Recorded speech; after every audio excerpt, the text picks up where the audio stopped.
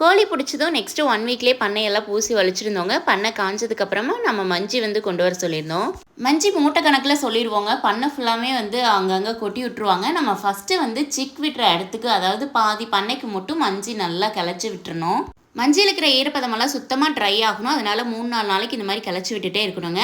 ஒரு 4-5 டேஸ்க்கு முன்னாடியே சிக்ஸ் வந்து இந்த அன்னைக்கு தான் வருது அப்படின்னு சொல்லிட்டு கன்ஃபார்ம் பண்ணி சொல்லிடுவாங்க. தீன் மூட்டையும் அந்த டைமில் கொண்டு வந்து போட்டுருவாங்க. நம்ம கன்ஃபார்ம் ஆனதுக்கப்புறம் இந்த மாதிரி படுதா கட்டினா போதும். கோழி குஞ்சு வந்த உடனே முதல் 10 நாளைக்கு டெம்பரேச்சர் மெயின்டைன் பண்ணணும் அப்படிங்கறக்காக இந்த படுதா வச்சு சுற்றியும் வந்து நல்லா கேப் இல்லாமல் கவர் பண்ணணும்.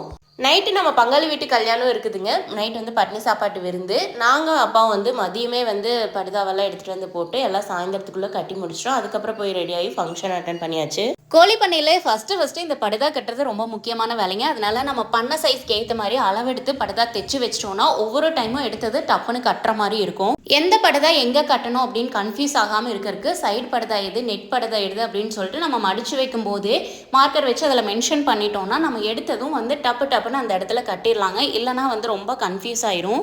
நாங்கள் படுதா மடித்து எடுத்து வைக்கும்போது 2 சாக்கில் போட்டு கட்டி வச்சுருவோங்க. ஒவ்வொரு பண்ணையும் ஒவ்வொரு சாக்கில் போட்டு எது வந்து எந்த பண்ணையினோடதுன்னு அதில் மார்க்கர் வச்சு மென்ஷன் பண்ணிடுவோம். சிக் வரக்கு முன்னாடி பண்ணையை ரெடி பண்ணுறதுல இது ஃபஸ்ட்டு பார்ட் 1ங்க. நெக்ஸ்ட்டு பார்ட் 2 வந்து அடுத்த வீடியோவில் பார்க்கலாம்.